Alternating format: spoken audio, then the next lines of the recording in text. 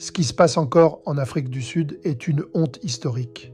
C'est une réalité qui déchire le tissu même de notre humanité commune. Un pays qui a subi l'apartheid, un pays où les Noirs ont été humiliés, parqués, déshumanisés, voit encore aujourd'hui des Africains noirs s'en prendre à d'autres Africains noirs. À Durban et dans le KwaZulu-Natal, une nouvelle poussée xénophobe est documentée, commerce fermé, climat de peur, groupes anti-immigration.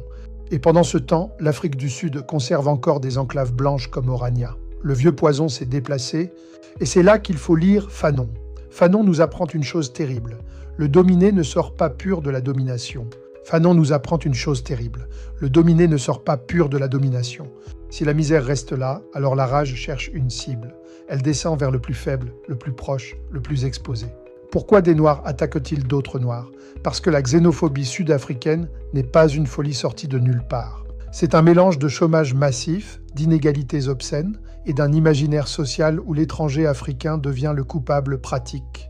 Et c'est cela, la tragédie absolue, pendant que les héritages de l'apartheid survivent encore dans des espaces de séparation et de privilèges, des Noirs pauvres attaquent d'autres Noirs pauvres. La colère ne monte pas jusqu'au système, elle se décharge latéralement.